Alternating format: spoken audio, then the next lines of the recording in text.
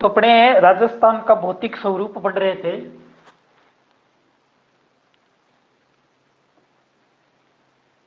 और राजस्थान के भौतिक स्वरूप के अंतर्गत अपने पूरे राजस्थान को 4 भागों में डिवाइड कर रखा है, ठीक है ना। जिसमें से अपने एक पढ़ चुके हैं पश्चिमी मरुस्थलीय प्रदेश, इस पार्ट को अपने पढ़ चुके हैं। दूसरा पार्ट अपने उठा रहे हैं मध्यवर्ती अरावली प्रदेश। तो अपनी नोटबुक में हेडिंग डालें मध्यवर्ती अरावली पर्वतीय प्रदेश।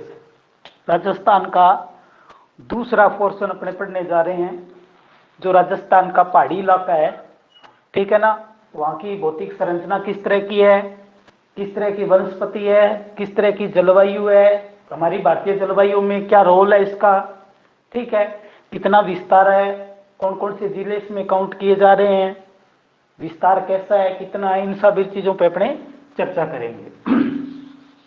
तो मैं कुछ बेसिक्स अरावली पर्वतमाला के बारे में बता रहा हूं, उसके बाद धीरे धीरे अपने डीप जाएंगे।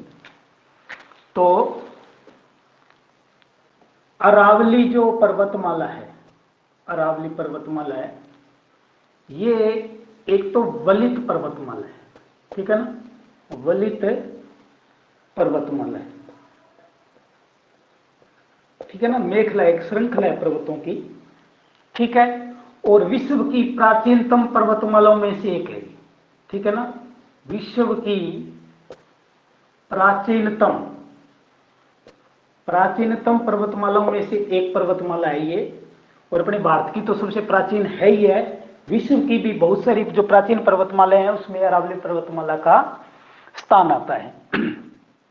अब बात करते हैं कि इसका विस्तार, तो विस्तार इसका एक्चुअल में अगर अपने बात करें तो गुजरात, राजस्थान, ठीक है ना, और दिल्ली तक इसका विस्तार है। कितने किलोमीटर है, कैसे डिवाइडेशन अपने करेंगे, वो सारी चीजें अपने पढ़ेंगे। एक बार मोटा मोटा आपको एक मतलब खाता तैयार करें कि हम पढ़ने क्या जा रहे हैं। तो हम पढ़ने जा रहे हैं अरावली पर्वतमाला को, और अरावली पर्वतमाला का विकास कैसे हुआ, ठीक है ना, किस तरह इसका निर्माण हुआ, वो सारी चीजें अपने इसके अंतर्गत पढ़ेंगे। तो अरावली पर्वतमाला का अगर विस्तार की मैं बात करूं तो ये गुजरात से लेके, ठीक है ना, गुजरात में भी अगर अपने देखेंगे तो गुजरात के पास जो हिंद महासागर है, हिंद महासागर के अंदर से ही आती है, यानी कि कुछ भाग इसका पानी के अंदर भी है। तो स्थलीय भाग से अपने इसकी लंबाई लेते हैं तो गुजरात का एक स्थान है पालनपुर।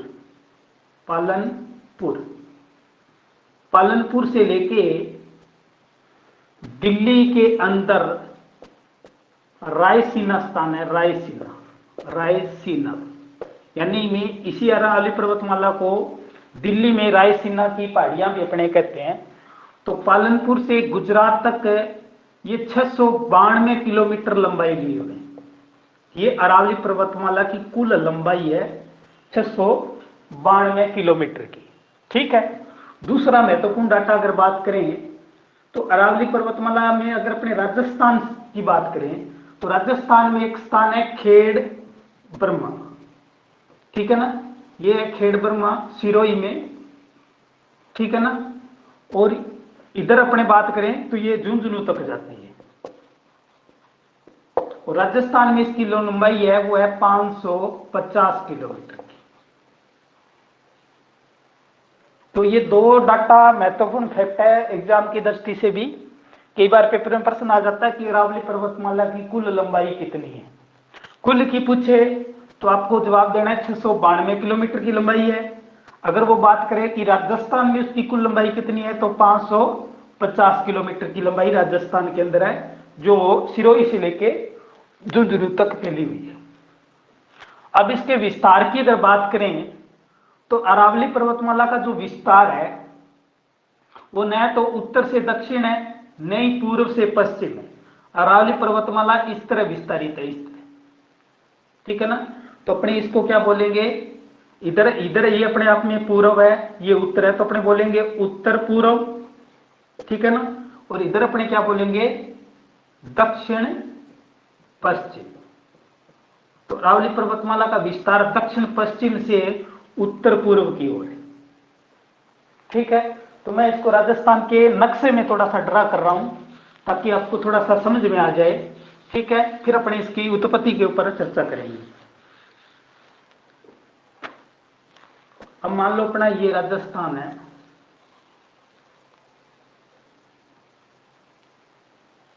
ये राजस्थान है। तो अरावली पर्वतमाला का विस्तार है वो इस तरह, इस तरह, ठीक है। तो यहां है खेड़ब्रह्मा स्थान, ठीक है ना, सिरोही के अंदर। वो ये पीछे से आती है गुजरात के पालनपुर से, ठीक है ना। यहां अपने राजस्थान का झुंझुनू जिला है वहां तक है, और आगे अगर अपने बात करें तो ये दिल्ली तक जाती है, दिल्ली की रायसीना पहाड़ियों तक इसका विस्तार है। तो इस तरह कुल इसकी लंबाई है वो तो 692 किलोमीटर की है, और राजस्थान में इसकी लंबाई है वो 550 किलोमीटर की है। दोनों फैक्टर डाटा है, महत्वपूर्ण डाटा है, पेपर में पूछ लेता है कई बार, ठीक है। इतनी बेसिक बात समझ में आई।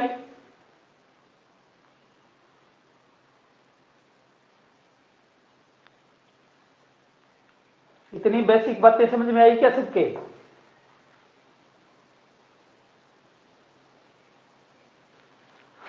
अब अपने बात करते हैं उत्पत्ति पर, उत्पत्ति कैसे हुई अरावली पर्वतमाला की और किसका ये भाग माना जाती है, ठीक है ना। तो मैंने एक दिन स्टार्टिंग में जब भूगोल पढ़ाया था उस समय मैंने आपको बताया था कि पूरी जो पृथ्वी है वो मुख्य रूप से दो भागों में टूटी थी, ठीक है ना। जिसमें से एक को अपने बोला था अंगारा लैंड और एक को बोला था गोंडवाना लैंड, गोंडवाना लैंड, ठीक है ना। और ये जो बीच में ये पानी है 45वां महासागर था, ठीक है ना। और उसके बाद में 33 महासागर बना था।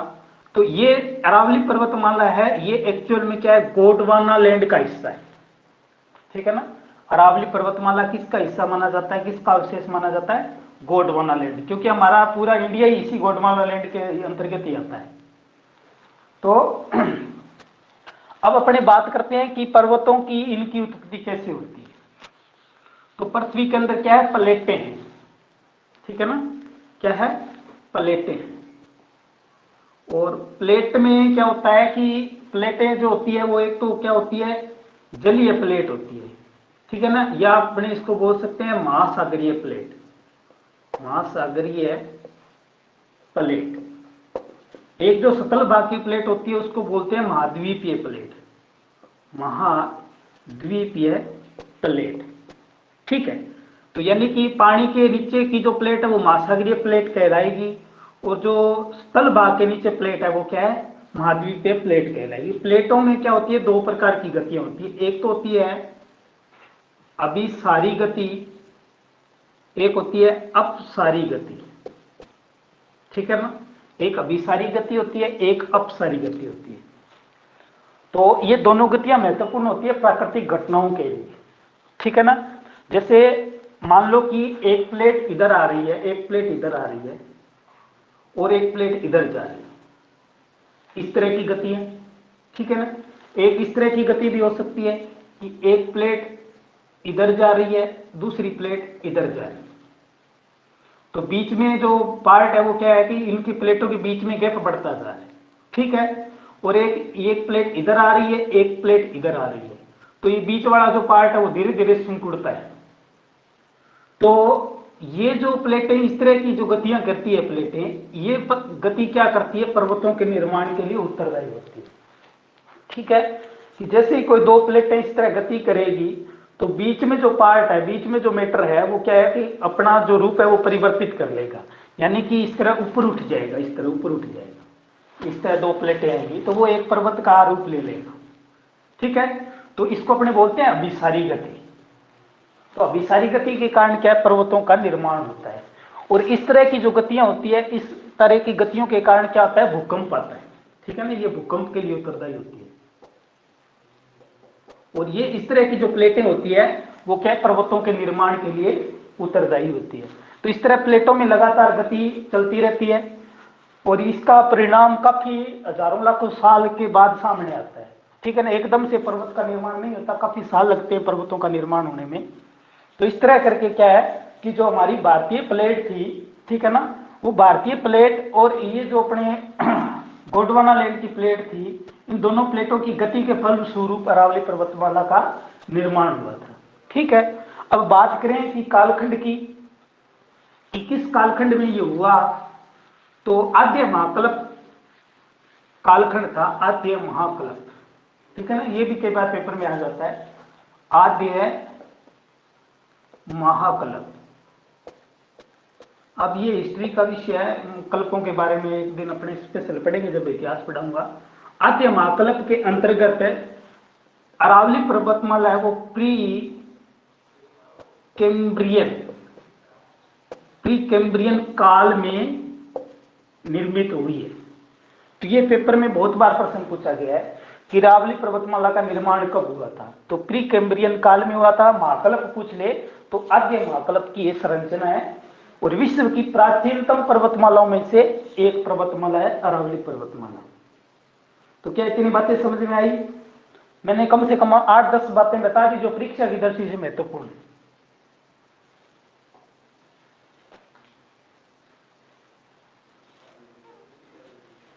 इतनी बातें समझ में आई? अब थोड़ा सा भूगर्भिक संरचना के निर्माण में अपने जो शब्द पढ़ते हैं उसको देख लेते हैं। ठीक है ना, जैसे मान लो कि यहां पानी है, ठीक है ना, यह क्या है, पानी है, और उसके बाद का जो पार्ट आएगा इस तरह का वो मैदान कहलाएगा। ठीक है ना, क्या कहलाएगा, मैदान कहलाएगा। मैदान से फिर थोड़ा सा इस तरह की आकृति आएगी वो पठार कहलाएगा। वो क्या कहलाएगा, पठार कहलाएगा।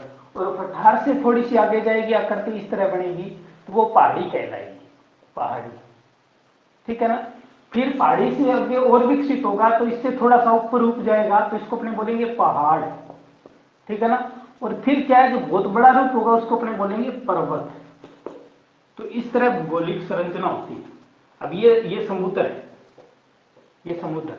ठीक है ना, तो अब नदियां जो निकलती है वो इन्हीं पर्वतों से निकलती है। ठीक है ना, नदियां इन पर्वतों से निकलती अपना पानी क्या है कि आगे इस महासागर तक या समुद्र तक लेके आती है। तो ये पानी जब ये मैदानी भाग में आता है तो ये मैदानी भाग सबसे ज्यादा उपजाऊ होते हैं। क्यों? क्योंकि यहां से लेके यहां तक पानी आता है तो उसमें बहुत सारे जीवाश्म मिश्रित हो जाते हैं। पानी है वो क्या है कि अपने उपजाऊपन की दृष्टि से बहुत महत्वपूर्ण हो जाता है। इस कारण मैदानी जो भाग होता है वो क्या होता है, उपजाऊ ज्यादा होते हैं। ठीक है ना, इसी के दौरान खदर बांगर वो सारी चीजें बढ़ती है। तो वो भी एक भूगोल का हिस्सा है। वो भी अपने जैसे जैसे आपको आगे पढ़ाएंगे, जैसे भारत का भूगोल अपने पढ़ेंगे या विश्व भूगोल जो पढ़ेंगे उसमें मैं आपको बताऊंगा कि खदर क्या होता है, ठीक है ना, बांगर क्या होता है, ठीक है ना, बाबर क्या होता है, उनके बारे में अपने चर्चा करेंगे। यहाँ सिर्फ अरावली पर्वतमाला को हम समझने की कोशिश कर रहे हैं। तो अरावली पर्वतमाला क्या है, एक वलित पर्वतमाला है। वलित का मतलब है इसकी एक श्रृंखला है। ठीक है, अब बात करते हैं अरावली पर्वतमाला की ऊंचाई कितनी है। ठीक है, किस तरह की स्थिति है। तो औसत ऊंचाई की बात करें तो अरावली पर्वतमाला पहले तो काफी ऊंची थी, आजकल ये औसत ऊंचाई इसकी 930 मीटर है। अरावली पर्वतमाला की जो औसत ऊंचाई है वो 930 मीटर है। औसत का मतलब है पूरी अरावली पर्वतमाला का औसत लिया हुआ है। ठीक है ना, आपको कहीं कहीं ये बहुत ऊंची भी दिखेगी। ठीक है ना, जैसे अपने गुरु शिखर को देखेंगे, गुरु शिखर इसकी एक चोटी है जो सिरोही जिले में है। ठीक है ना, ये 1722 मीटर ऊंची है। तो इस 900 से तो काफी ऊंची होगी। तो सबसे ऊंची चोटी मानी जाती है गुरु शिखर अरावली पर्वतमाला की। तो इस तरह बहुत सारी चोटियां जो आएगी अपने उन सभी को पढ़ेंगे, कौन सी चोटी कौन से जिले में, किस तरह उसका विस्तार है, कितनी ऊंचाई है। तो काफी बड़ा टॉपिक है अरावली पर्वतमाला। हो सकता है इसमें 3-4 क्लास में पढ़े लगाएं तब जाके अपना टॉपिक पूरा कंप्लीट अच्छे से हो जाएगा, या वो डाटा अपने पास आ जाएंगे तो एग्जाम में पूछे जाते हैं। मैं अभी एक बार थोड़ा थोड़ा आपको मतलब मोटा मोटा पढ़ा रहा हूं। ठीक है ना, जैसे जैसे स्टेप आगे बढ़ेगा वैसे वैसे डीप होता जाएगा टॉपिक। तो थोड़ा सा इंटरेस्ट बढ़ा के रखें। ठीक है ना, कोशिश करें समझने की। तो क्या इतनी बातें समझ में आ गई?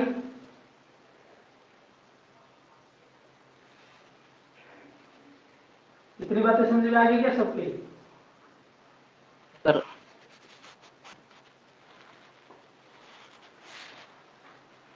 अब देखो कि अपने अरावली को क्या करते हैं कि मैंने आपको बताया कि अरावली पर्वतमाला का विस्तार है। मान लो अपना ये राजस्थान है, तो मैं राजस्थान को पतंग के रूप में बना रहा हूं क्योंकि राजस्थान का काल क्या है, पतंग का काल है। तो अरावली पर्वतमाला अपनी इस तरह विस्तारित है, इस तरह विस्तारित है।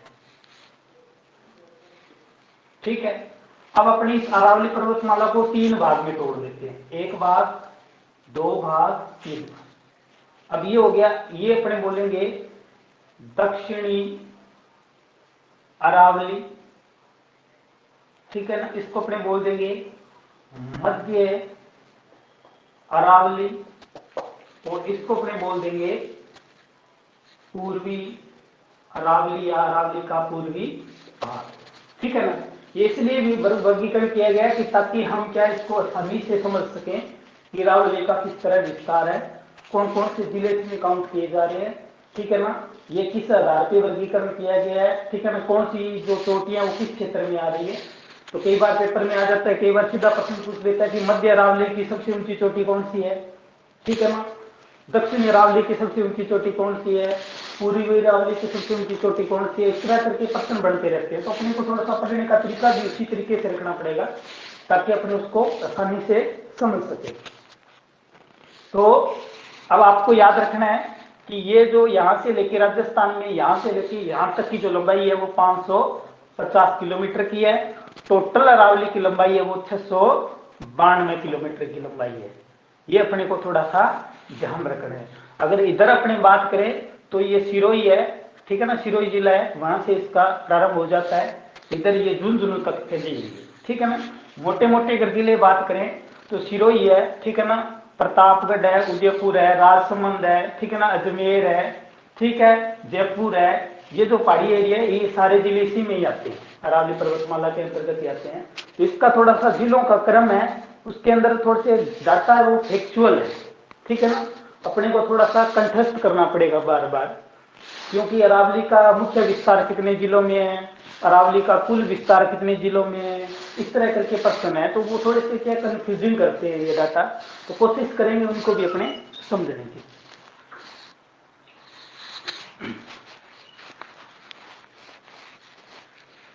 अब अपने बात कर लेते हैं अरावली पर्वतमाला से जुड़ी हुई कुछ महत्वपूर्ण चीजों की।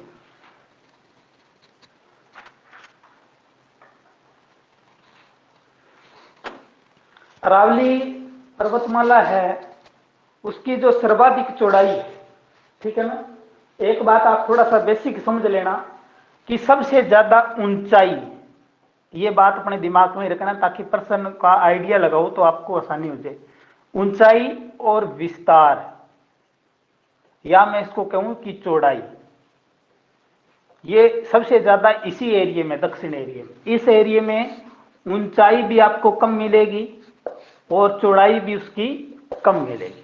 यानी कि अरावली पर्वत अपने अरावली पर्वतमाला ये तानपुरे के समान है। तानपुरे का मतलब समझते हो ना, तंदूरा जो होता है इस तरह, यानी कि इस तरह का आकार है इसका, इस तरह का आकार, ठीक है ना। तो यानी कि तानपुरा जो होता है अपने एक वाद्य यंत्र है तानपुरा, उस तरीके का इसका विस्तार है। तो दक्षिण जो भाग है, ठीक है ना, यानी कि दक्षिण पश्चिमी जो भाग अरावली का वो सर्वाधिक ऊंचाई लिए भी है और सर्वाधिक चौड़ाई भी है, उसका विस्तृत क्षेत्र भी है। और जैसे जैसे अपने पूर्वी क्षेत्र की तरफ बढ़ते हैं, झुंझुनू की तरफ बढ़ते हैं, तो उसकी ऊंचाई भी घटती जाएगी और उसकी चौड़ाई भी घटती जाएगी। तो ये भी अपने को थोड़ा सा ध्यान रखना है, ठीक है। ये भी एक बेसिक बात है। एक बेसिक बात सबसे बड़ी ये है कि भारत का जो मानसून है, ठीक है ना, भारत का जो मानसून है उस मानसून में अरावली पर्वतमाला का बहुत बड़ा योगदान है, ठीक है ना। कैसे है योगदान उसको भी आप समझो, फिर मैं इसके ऊपर जो प्रश्न है वो प्रश्न पूछूंगा या प्रश्न बढ़ाऊंगा ताकि आपको आसानी से समझ में आ जाए कि प्रश्न किस तरह बन रहा है। एकदम बेसिक बता रहा हूं, सारी की सारी चीजें आज अरावली पर्वतमाला के बारे में हम पूरा का पूरा बेसिक पढ़ेंगे, ठीक है, ताकि अपने को किसी तरीके की कोई समस्या ना आए। अब देखो कि अरावली पर्वतमाला के अंतर्गत अपनी बात करें मानसून की, कि मानसून में अरावली पर्वतमाला का क्या रोल है। तो मैं भारत का नक्शा ड्रा कर रहा हूं थोड़ा सा, ताकि अपने को थोड़ा सा समझ में आ जाए कि मानसून में इस अरावली पर्वतमाला का क्या योगदान है।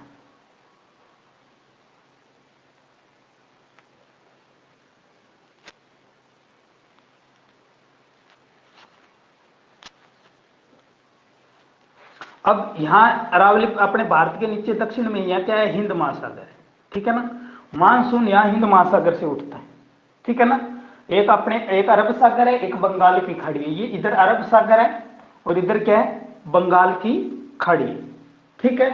तो कई बार प्रश्न है यूपीएससी तक पूछ लिया जाता है कि भारत में सबसे पहले मानसून कौन सा प्रवेश करता है, अरब सागर का मानसून प्रवेश करता है कि बंगाल की खाड़ी का मानसून प्रवेश करता है, ठीक है ना। तो प्रश्न बड़ा फैक्चुअल होता है, यानी कि हमें जितनी समझ विकसित होगी भूगोल में, हम प्रश्न को उतनी आसानी से समझ पाएंगे।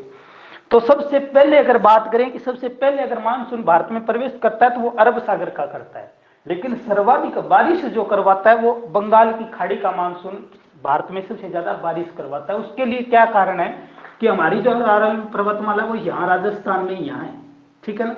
यानी कि अपने पास ये मान लो राजस्थान अपना, इस राजस्थान में अरावली पर्वतमाला ये है, ठीक है। एक विंध्याचल पर्वतमाला है जो मध्य प्रदेश में है, ठीक है ना। विंध्याचल पर्वतमाला भी एक जो मध्य प्रदेश में है। अब ये मानसून आएगा इधर से, ये मानसून यहां से आएगा और ये मानसून सीधा जाके टकराएगा। उसकी गति स्पीड यानी कि इसकी दिशा भी इस तरह की होती है और ये मानसून सीधा जाके टकराता है अरावली पर्वतमाला से। और अरावली पर्वतमाला की जो ये जो एरिया इसकी ऊंचाई खूब सारी है, यानी कि लगभग मान के चलो 1700-1800 से लेके 1200-1300 मीटर तक ऊंचाई लिए हुए है ये एरिया। तो यहां से सीधा ये मानसून टकराता है तो मानसून की जो दिशा है वो परिवर्तित हो जाती है, मानसून इस तरह चला जाता है। अगर ये अरावली पर्वतमाला न हो तो ये मानसून सीधा निकल जाएगा और अपना पूरा भारत है वो बिना बारिश के रह जाएगा, ठीक है ना। इसलिए इस अरावली पर्वतमाला को हम क्या कहते हैं, भारतीय जल विभाजक रेखा, ठीक है ना। भारत की महान जल विभाजक रेखा के नाम से इसको संबोधित करते हैं अरावली पर्वतमाला को। हमारे भारतीय मानसून को भारत में बारिश करवाने के लिए अरावली पर्वतमाला का बहुत बड़ा योगदान है। और इस मानसून को इधर आकर्षित करने का जो रोल अदा कर रहा है वो कर रहा है पश्चिमी मरुस्थलीय प्रदेश, जो अपने पीछे पड़ चुके हैं। पश्चिमी मरुस्थलीय प्रदेश इस मानसून को इस अपनी दिशा में आकर्षित कर रहा है। क्यों? क्योंकि पश्चिमी मरुस्थल के अंदर क्या है कि उष्णता ज्यादा है। उष्णता ज्यादा होने के कारण तापमान क्या रहता है, ज्यादा रहता है। तापमान ज्यादा रहता है तो वायुदाब निम्न होता है, ठीक है ना। ये एक सिद्धांत है कि जहां तापमान ज्यादा होगा वहां वायुदाब निम्न होगा, जहां वायुदाब उच्च होगा वहां तापमान निम्न होगा। तो अपने देखते हैं कि जो जून के महीने में राजस्थान में सर्वाधिक तापमान रहता है अपने पश्चिमी मरुस्थल प्रदेश में। इस पश्चिमी मरुस्थल तापमान अधिक होने के कारण क्या है, यहाँ का वायुदाब निम्न होता है। निम्न होने के कारण ये मानसूनी हवाएं इस तरफ आकर्षित होती है, क्योंकि हवाएं चलती है उच्च दाब से निम्न दाब की ओर, और यहां से ये चलती है तो ये बीच में आ जाती है अरावली पर्वतमाला। इस कारण ये मानसून इसके टकरा के और इस तरफ यहाँ पूरे भारत में बारिश करता है, ठीक है ना। और यहाँ फिर आगे आगे कौन सी, यहाँ आपकी पता है कि अपने भारत की जो पर्वतमाला है, ठीक है ना, हिमालय जिसको अपने बोलते हैं, हिमालय से, ठीक है ना, इस हिमालय से टकराने के बाद मानसून इधर आता है। और यही कारण है कि अपने पश्चिमी राजस्थान में बारिश कम होती है और लेट होती है, उसका कारण अरावली पर्वतमाला ही है, ठीक है। तो ये अरावली पर्वतमाला जो अपने पश्चिमी मरुस्थल प्रदेश से अलग होती है, ये होती है 50 सेंटीमीटर वर्षा रेखा से, ठीक है ना। यानी कि अरावली पर्वतमाला के पूर्वी भाग में 50 सेंटीमीटर से ज्यादा बारिश होती है और इसके पश्चिमी भाग में 50 सेंटीमीटर से कम वर्षा प्राप्त होती है। और आपको पता है, मैंने एक दिन पहले भी बताया था कि पश्चिमी मरुस्थलीय जो प्रदेश है वो क्या है कि 25 सेंटीमीटर वर्षा रेखा से दो भागों में टूटा हुआ है। 25 सेंटीमीटर वर्षा रेखा उसको यानी कि एक भाग तो वो बना देता है जहां रेत के बड़े बड़े टीले हैं, एक वो जो रेत के टीले नहीं है, पीछे वाला अगर आपको थोड़ा बहुत याद आ रहा है, ठीक है। और एक मैंने वर्षा रेखा और बताई थी, ठीक है ना, जो उसको पूर्वी भाग से अलग कर रही थी, वो थी 40 सेंटीमीटर वर्षा रेखा। तो मैंने 3 वर्षा रेखाएं आपको बता दी, 25, 40, ठीक है ना, और 50। 50 करती है अरावली पर्वतमाला को, यानी कि या अपने यूं कह सकते हैं कि राजस्थान को लगभग दो भागों में बांटती है। तो कितनी बातें समझ में आई है कि नहीं आई?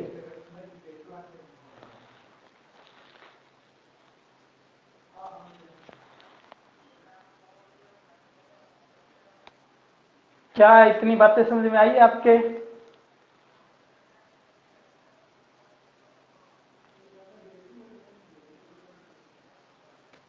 यस सर, आगे समझ में। ठीक है, अब अपने आगे इसको और बढ़ाते हैं। तो जो बातें बता रहा हूं वो नोट करते जाओ, फिर आप पेपर के एग्जाम में आए हुए प्रश्न देखना कि कितने प्रश्न वो सीधे जो मैं बोर्ड पे बता रहा हूं उससे पूछे जा रहे हैं। ठीक है ना, यानी कि आरएस से लेके कांस्टेबल तक के जो पेपर हैं उसमें कितने प्रश्न पूछे गए हैं, फिर आप एनालिसिस कर सकते हो टॉपिक को अच्छे से। जब टॉपिक पूरा कंप्लीट हो जाएगा तो बहुत सारे प्रश्न आपको बोर्ड पर नजर आएंगे जो मैं पढ़ा रहा हूं वही से। अब अपने बात कर रहे हैं अरावली पर्वतमाला का कुछ और फैक्चुअल डाटा जो एग्जाम में अक्सर पूछ लिया जाता है। तो राजस्थान में अरावली पर्वतमाला की अगर सर्वाधिक चौड़ाई की बात करें, अब पेपर में प्रश्न आ गया कि राजस्थान में सर्वाधिक चौड़ाई पर्वतमाला की सर्वाधिक चौड़ाई किस जिले में है, तो आपका जवाब क्या होना चाहिए? सिरोही। ठीक है ना, सर्वाधिक चौड़ाई भी सिरोही में है और ऊंचाई भी किस में है? सिरोही। ठीक है ना, और सिरोही में ही अरावली पर्वतमाला की सबसे ऊंची चोटी गुरु शिखर, ठीक है ना, गुरु शिखर, जिसकी ऊंचाई 1722 मीटर है, ये सिरोही जिले में ही है, आबू पर्वत पर। ठीक है ना, पेपर में कई बार आता है कि आबू पर्वत कहां स्थित है, तो आबू पर्वत भी कहां है? सिरोही। ठीक है ना, इसी गुरु शिखर को संतों का शिखर भी कहा जाता है। गुरु शिखर को संतों का शिखर भी कहा जाता है, जिसकी ऊंचाई क्या है? 1722 मीटर की ऊंचाई है। ये एक फैक्चुअल डाटा है जो पेपर में बहुत बार पूछा जाता है। उसके बाद अगर अपने बात करें कि राजस्थान में अरावली पर्वतमाला है, उसकी न्यूनतम ऊंचाई अगर पूछ ले, न्यूनतम ऊंचाई, ठीक है ना, सर्वाधिक की बात होगी, न्यूनतम की बात आए तो न्यूनतम में आता है जयपुर। जयपुर में इसकी ऊंचाई सबसे कम है। ठीक है, तो जयपुर तो आप बहुत सारे लोग गए होंगे, अरावली पर्वतमाला के अंदर से ही निकलते हैं अपने, जो राष्ट्रीय राजमार्ग जाता है इधर से, गंगानगर से अपने एंट्री करते हैं, जयपुर जाते हैं, तो 8 नंबर राष्ट्रीय राजमार्ग से होते हुए निकलते हैं जयपुर की तरफ है, तो वो अरावली पर्वतमाला को चीर के ही निकलता है आगे, अपने जयपुर में एंट्री करते हैं। तो उसके बाद में और फैक्चुअल प्रश्न क्या बन सकता है जो अपने को याद रखना है, और अगर पूछ ले कि अरावली पर्वतमाला का सर्वाधिक विस्तार, ठीक है ना, सर्वाधिक विस्तार, सर्वाधिक ऊंचाई कहां है? सिरोही में। विस्तार की अगर बात करें तो उदयपुर में सबसे ज्यादा इसका विस्तार है। ठीक है ना, और न्यूनतम की अगर बात करें तो अजमेर में इसका विस्तार कम है। ठीक है ना, अजमेर में उसका विस्तार सबसे कम है। 4 मैंने बातें बताई, एक तो बताया मैंने ऊंचाई सबसे ज्यादा तो सिरोही में, न्यूनतम की बात करें तो जयपुर में, विस्तार की बात करें उदयपुर में, और सबसे कम विस्तार की बात करें तो अजमेर में। ये 4 जिले आपको याद रखने हैं। ठीक है, उसके बाद अगर अपने बात करें क्षेत्रफल की कि अरावली पर्वतमाला कितने क्षेत्र के ऊपर विस्तृत है, तो ये राजस्थान के कुल क्षेत्रफल का 9.3%। ठीक है ना, क्षेत्रफल इसका कितना है, यानी कि टोटल क्षेत्र का 9.3% हिस्सा अरावली पर्वतमाला क्षेत्र घेरती है। ये प्रश्न भी बहुत बार पेपर में पूछ लिया जाता है। उसके बाद में कुछ और फैक्चुअल चीजें अपने नोट करते हैं जो एग्जाम में आएगी। ठीक है ना, फिर इसकी कुछ शब्दावली आएगी, उसको भी अपने पढ़ेंगे, इंटरेस्टेड टॉपिक है ये काफी। तो अब अपने बात कर लेते हैं तो जिलों की। तो क्रमागत अगर बात करें, ठीक है ना, क्रमागत जिलों की बात करें तो क्रमागत जिलों की संख्या है 9। जो अरावली पर्वतमाला क्रमागत रूप से फैली हुई है उन जिलों की संख्या क्या है? 9, जिसमें अपने नाम अगर बात करें तो बांसवाड़ा है, ठीक है ना, डूंगरपुर है, राजसमंद है, भीलवाड़ा है, चित्तौड़गढ़ है, प्रतापगढ़ है, अजमेर है। ये क्रमागत विस्तार है लगातार, ठीक है ना, क्रम से। और राजस्थान में अगर कुल विस्तार की बात करें, तो इसमें 12 जिले आते हैं, ठीक है ना। और ऊंचाई के आधार पर अगर अपने बात करें तो 13 जिले इसमें काउंट किए जाते हैं, ठीक है। और टोटल जो विस्तार अगर अपने बात करें तो 16 जिलों में इसका विस्तार है। तो ये थोड़े से क्या है, कंफ्यूजिंग डाटा है, तो बहुत कम यहाँ से प्रश्न पेपर में पूछे जाते हैं, क्योंकि ये प्रश्न अगर बन भी जाता है तो प्रश्न क्या अपवाद ज्यादा आते हैं यहाँ से। तो इसके संदर्भ में ज्यादातर प्रश्न वो यही उठाता है कि अरावली पर्वतमाला का विस्तार राजस्थान के कुल कितने % भाग पर है, तो 9.3 भाग याद रखना, ये सबसे ज्यादा प्रश्न पूछा जाता है।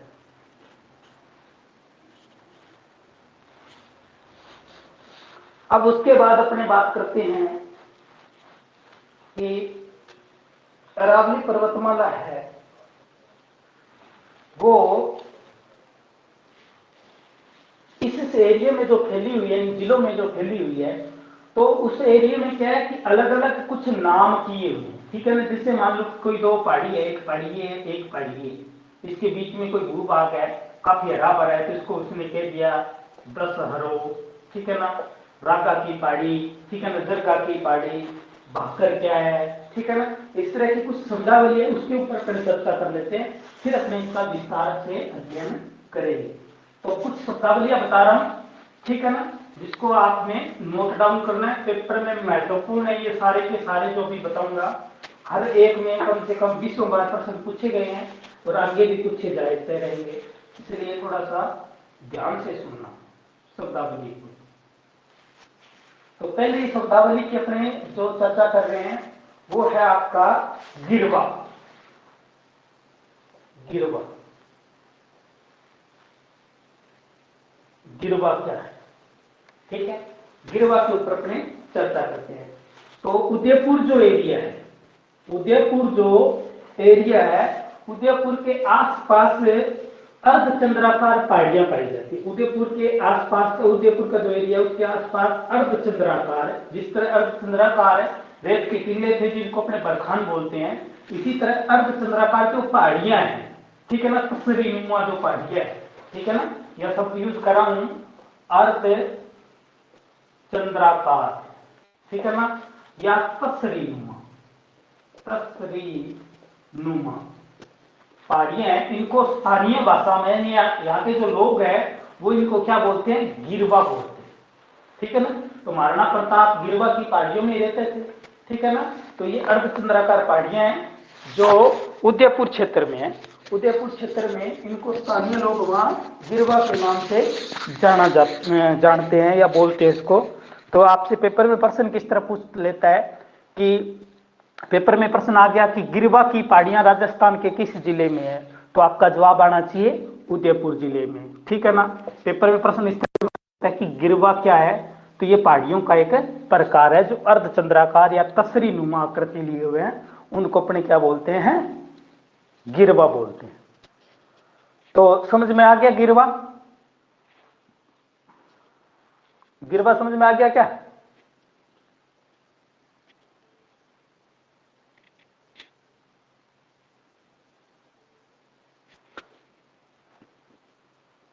गिरवा समझ में आया कि नहीं आया? यस सर, समझ में। यस सर, आगे अब अपने बात, ठीक है, एक बार जो टॉपिक पढ़ रहे हो ना उसको बुक से जरूर पढ़ना, फिर आपको थोड़ा सा ज्यादा आनंद आएगा पढ़ने में, ठीक है ना। दूसरा शब्दावली पढ़ देखते हैं, भाकर। भाकर, ठीक है ना। भाकर एक भाबर भी शब्द है, भाबर, ठीक है ना। एक बांगड़ शब्द भी आएगा, ठीक है ना, बांगड़। एक वागड़ शब्द भी आएगा, वागड़। ये राजस्थान के अंदर यूज होने वाले कुछ भूगोल, ये तो भूगोल का शब्द है, बांगड़ वागड़ है, ठीक है ना। तो इनमें एक भाकर है, तो इनमें कंफ्यूजिंग नहीं होनी चाहिए किसी तरीके, इसीलिए ये प्रश्न पेपर में पूछ लेता है वो, क्योंकि शब्द एक जैसे से हैं इसलिए बच्चे क्या करते हैं, कंफ्यूज हो जाते हैं। तो अच्छे से समझना है कि भाकर क्या है।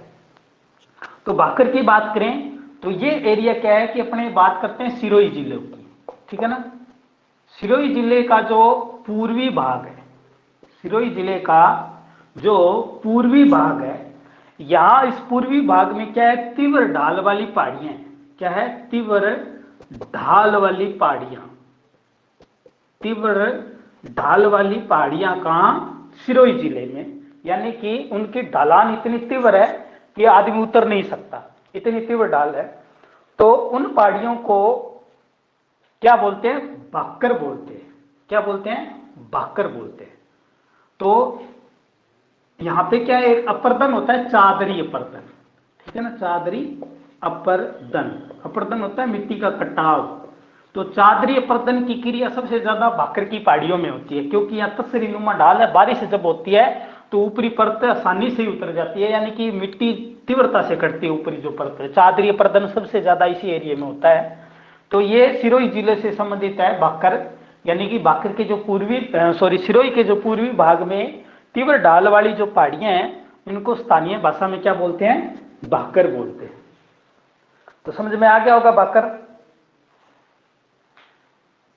भाकर समझ में आ गया क्या? हाँ जी सर। हाँ, अब अगली शब्दावली लेते हैं। ये महत्वपूर्ण है, सारी जितनी बता रहा हूं सारी की सारी महत्वपूर्ण है, इसलिए एक एक को अच्छे से याद करना है, ठीक है ना, बार बार रिवाइज करना है कि भाकर कहाँ है, ठीक है ना। अभी मैंने इससे पहले एक बताया था, क्या भाकर से पहले क्या पढ़ाया है? गिरवा। गिरवा, ठीक है ना। तो मैं ऊपर नोट करता जा रहा हूं, पूछूंगा फिर। गिरवा, गिरवा के बारे में अपने जिक्र कर चुके हैं, भाकर के बारे में अपने जिक्र कर चुके हैं। अब अगली शब्दावली में लेता हूं, मेवल। मेवल ये भी पहाड़ी एरिया है, ठीक है ना, मेवल। तो मेवल की पहाड़ियां कहां पाई जाती है? प्रश्न बहुत बार एग्जाम में पूछा गया कि मेवल की पहाड़ियां कहां पाई जाती है।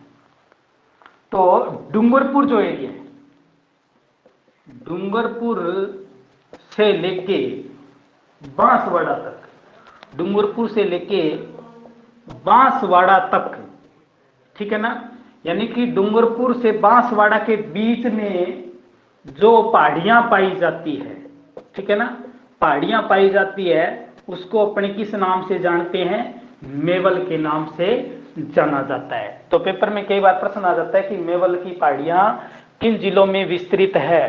तो डूंगरपुर से बांसवाड़ा क्षेत्र में इसके बीच का जो एरिया है वो मेवल के नाम से जाना जाता है। ये स्थानीय भाषा के नाम है, वहां के स्थानीय लोग ये ज्यादा यूज करते हैं, इसलिए पेपर में पूछ लेता है कई बार एग्जामिनर मेवल के बारे में, गिरवा के बारे में, भाकर के बारे में, देसहरों के बारे में, ठीक है ना, आगे अपने जिक्र करेंगे। तो मेवल क्लियर हो गया। डूंगरपुर से बांसवाड़ा के बीच का जो पहाड़ी एरिया है वो स्थानीय भाषा में मेवल के नाम से जाना जाता है। तो मैं मेवल को भी यहां जोड़ देता हूं, ठीक है। अब आगे अपने बात करते हैं देसहरों, ठीक है ना, देसहरों। अब शब्द से पता चल रहा है कि ऐसा एरिया जो हरा भरा रहता हो, हमेशा हरा भरा रहता हो, उससे को स्थानीय भाषा में वहां के लोग देसहरों बोलते हैं। देसहरों मतलब हरा हरियाली भरा हो एरिया वो। तो ये देसहरों का जो एरिया है वो क्या है? से संबंधित है, ठीक है ना। उदयपुर के अंदर दो पहाड़ियां हैं, एक तो जरगा, ठीक है ना, जरगा पहाड़ी, और एक है रागा पहाड़ी, ठीक है ना, रागा पहाड़ी। जरगा पहाड़ी और रागा पहाड़ी के बीच का जो भाग है वो हरा भरा रहता है हमेशा, ठीक है ना, क्योंकि बारिश खूब होती है, काफी पेड़ पौधे हैं, हरा भरा रहता है। इसको स्थानीय लोग किस नाम से जानते हैं? देसहरों के नाम से पुकारते हैं। तो समझ में आ गया देसहरों कहां है? उदयपुर में जरगा से लेके रागा पहाड़ी के बीच का जो एरिया है वो देसहरों के नाम से जाना जाता है। क्लियर? कौन से जिले में संबंधित है? उदयपुर जिले से। तो ये कुछ महत्वपूर्ण चीजें थी जो मैंने आपको बताई, ठीक है ना, देसहरों। तो मैं 4 पहाड़ी इलाकों की बात कर चुका हूं, ठीक है ना। दोबारा अपने रिपीट करते हैं कि हमने जो पढ़ा वो कितना याद है, किस जिले से संबंधित है। गिरवा की अगर बात करें तो उदयपुर से संबंधित है। गिरवा कहाँ है? उदयपुर से संबंधित है। भाकर कहाँ है? भाकर की पहाड़ियां कहाँ है बताओ? भाकर की पहाड़ियां कहाँ है?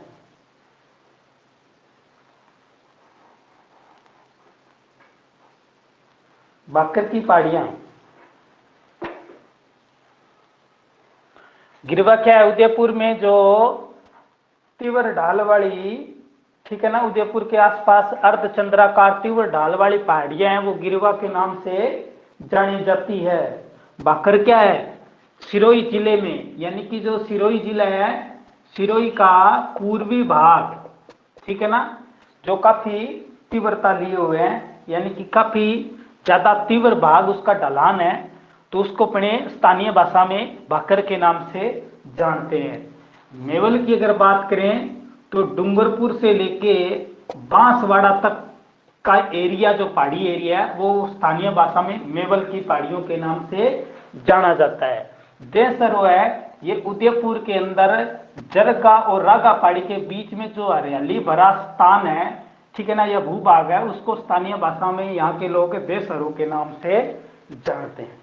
तो क्या इतनी बातें समझ में आई? जो जितनी मैंने अरावली पर्वतमाला से संबंधित जितने कंटेंट आपको बताए, एक एक क्लियर हुआ कि नहीं हुआ?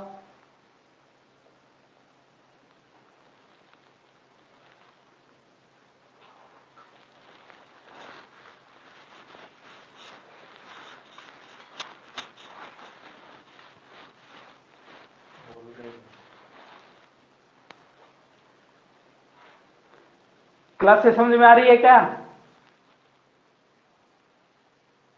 हाँ सर, समझ में आ रही है। ठीक है, अब अपने बात कर लेते हैं कुछ पठारी भाग, ठीक है ना, क्योंकि मैंने एक डायग्राम अभी बताया था कि मान लो ये पहाड़ी है, उसके पास का एरिया जो होता है ये पठारी रूप होता है, ठीक है ना, पठारी रूप होता है। तो इसी अरावली पर्वतमाला के क्रम में ये कुछ पठार है बीच बीच में। तो इस एरिया में कौन कौन से पठार महत्वपूर्ण है, जिसमें पेपर में प्रश्न कुछ लेता है, तो उसी पठारी भाग पे अपने डिस्कस कर रहे हैं, ठीक है। तो उसके ऊपर भी चर्चा कर लेते हैं। क्लास लंबी तो नहीं हो रही?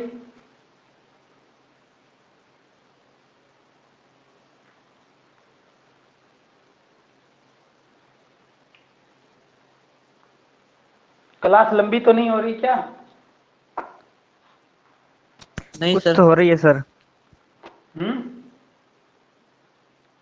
क्योंकि पठार फिर काफी है, 5-7 पठार हैं वो जो पढ़ाऊंगा, जिसमें आपको बोमट का पठार है, ठीक है ना, बोराट का पठार है, उपरमाल का पठार है, लासोड़िया का पठार है, मेसा का पठार है, आबू का पठार है। तो लगभग लम, मान के चलो 40 लंबी हो मिनट जाएगी ऐड और सर। होंगे इसमें। हाँ, तो फिर नहीं नहीं पठार सर। अपने कल पढ़ लेंगे, ठीक है ना, क्योंकि महत्वपूर्ण पार्ट है पठार वाला, पेपर में प्रश्न आते हैं वहां से भी, इसलिए पठार को अपने अगली क्लास में पढ़ेंगे, ठीक है।